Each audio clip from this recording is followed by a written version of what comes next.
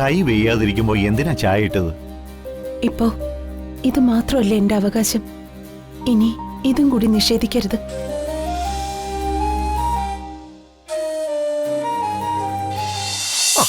ചന്ദ്രലേഖ നോക്കിക്കാതെ കൊടുക്ക്.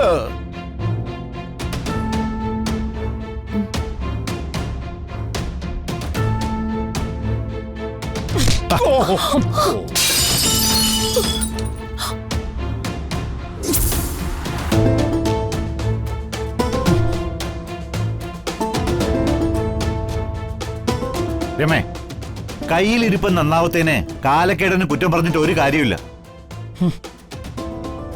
ആദ്യം അതിന് പരിഹാര കർമ്മം ചെയ്യാൻ നോക്ക്, എന്നിട്ട് ശനിക്ക് പരിഹാര കർമ്മം ചെയ്യാം. ഒരാളെല്ലാം ക്ഷമിക്കുന്നു എന്ന് കരുതി ഇങ്ങനെ ഉപദ്രവിക്കരുത്. ദൈവകോപം കിട്ടും നിനക്ക്. ഓ, അമ്മയും മകനും കൂട്ടു നിൽക്കുകയാണോ? ആയിക്കോ. എന്നാലും ഈ രമാദേവിയെ തോൽപ്പിക്കാമെന്ന് വിചാരമുണ്ടെങ്കിൽ അത് വെറുതെയാ.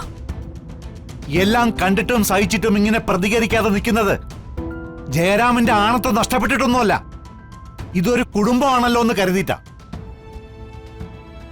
അറിയാം എന്തോ അറിയാ ഇതൊക്കെ. ജോത്സ്യം പറയുന്നതൊക്കെ കേട്ട് കുഞ്ഞോട് ആകെ തകർന്നിരിക്കുക. ആ വിഷമത്തിൽ കുഞ്ഞോട് എന്തൊക്കെയോ പറഞ്ഞു എന്ന് വെച്ച് അളിയൻ വെറുതെ. നോവുന്നവർക്ക് നോവട്ടെ ഭദ്രേട്ടാ. രമാദേവിയെ തോറ്റു കാണാന്ന് ആരും സ്വപ്നത്തിൽ പോലും വിചാരിക്കണ്ട. എങ്ങനെ ജയിക്കണമെന്ന് എനിക്ക് നന്നായിട്ടറിയാം.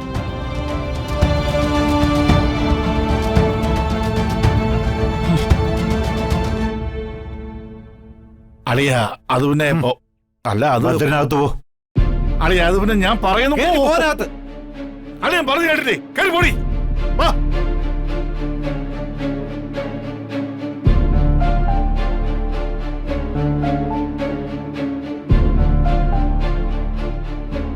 അല്ല, എന്തിനാ എനിക്ക് വേണ്ടി ഇങ്ങനെയൊക്കെ? ഇത് വേറെ ആർക്കും വേണ്ടിയല്ല, എനിക്ക് വേണ്ടിയാ.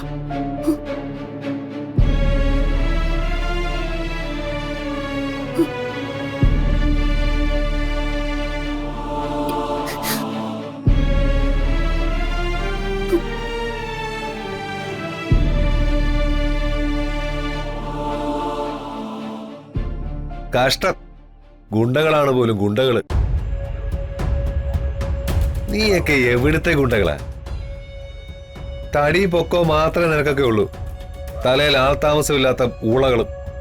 മനസ്സ് തളർന്ന് നടക്കുന്ന ഒരു കിഴവനെ തീർത്ത് കിട്ടാൻ കഴിവില്ലാത്ത നീയൊക്കെ പളഞ്ഞു ചെന്ന് തല വടിക്കേണ്ടിരിക്കണം. മുട്ട ഇടിക്കണം, മുട്ട. ഊപ്പകള്. നരിയേട്ട, അതേടാ നരി. വെറും നരിയല്ല, പുലിമടയിൽ ഉറങ്ങുന്ന നരി. പകയും വിദ്വേഷം മനസ്സിൽ കൊണ്ട് നടക്കുന്ന നരി എന്ന നരേന്ദ്രൻ. ശിവദാസ് മരണത്തോടടുത്തതാണ്. അപ്പോഴാണ് ആ ഭഗവാൻ. ഭഗവാനോ? അതെ, ഭഗവാൻ എന്നാ പേര് പറഞ്ഞത്. അവൻ ഞങ്ങളെ. വേണ്ട. ഭഗവാൻ ആരാണവൻ? അവൻ ഈ നരി അറിയില്ല. അവൻ ഭഗവാനാണെങ്കിലേ ഞാൻ അസുരനാ, അസുര ജന്മം.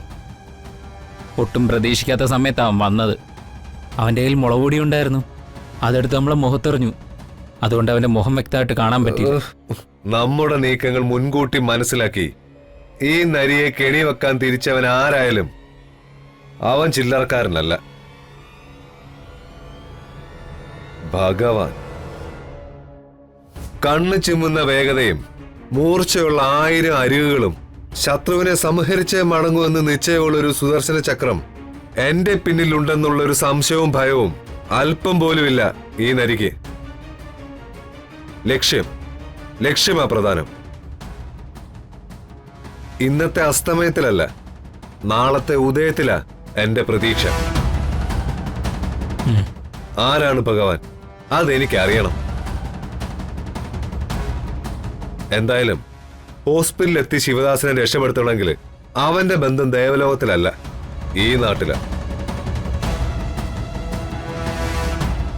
ശിവദാസന്റെ രക്ഷകനായി അവതരിച്ച ആ ആൾ ദൈവത്തെ കണ്ടെത്തി അവന് കുരുതിക്കല്ല് ഒരുക്കണം. മാത്രമല്ല ശിവദാസൻ ഇനി ജയിലിലേക്ക് മടങ്ങാനും പാടില്ല. പരാജയത്തിനൊരു പ്രത്യേകതയുണ്ട്. അത് വാശിയുടെ മൂർച്ച കൂട്ടും. ഇന്നു മുതൽ ആ ഹോസ്പിറ്റൽ പരിസരത്ത് നിങ്ങൾ രണ്ടുപേരും ഉണ്ടായിരിക്കണം. ഞങ്ങളുടെ 2 കണ്ണും ഉണ്ടാവണ. കണ്ണുണ്ടായിട്ട് എന്താണ് കാര്യം? നിങ്ങളുണ്ടാവണം അവിടെ. അവിടെ നടക്കുന്ന കാര്യങ്ങള് അപ്പൊ എന്നെ അറിയിക്കണം. ശരിയെന്നാ.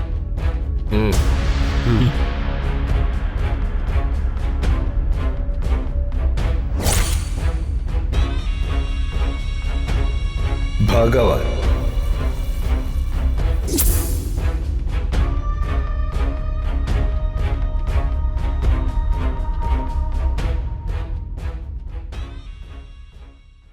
ചായ.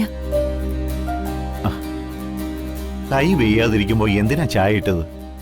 ഇപ്പോ ഇത് മാത്രമല്ല എന്റെ അവകാശം. ഇനി ഇതും കൂടി നിഷേധിക്കരുത്.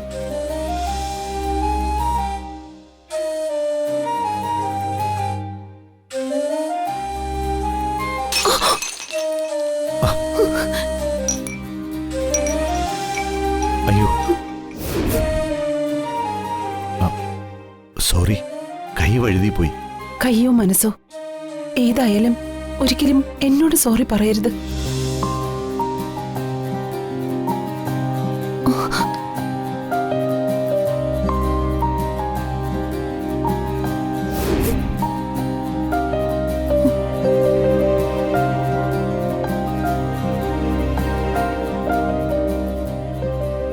ഒരിക്കൽ പൊട്ടിപ്പോയതൊന്നും ഒരിക്കലും പഴയതുപോലെ ആവില്ല, അല്ലേ? നഷ്ടപ്പെടുത്തിയോന്ന് ചോദിച്ചാ നഷ്ടപ്പെടുത്താനാകില്ലെന്ന് മനസ്സ്. സ്വന്തമാണെന്ന് ചോദിച്ചാ സ്വന്തവുമല്ല. ഇത് വല്ലാത്തൊരു വേദനയാ. അനുഭവിക്കുന്നവർക്ക് മാത്രം തിരിച്ചറിയാവുന്നൊരു വേദന.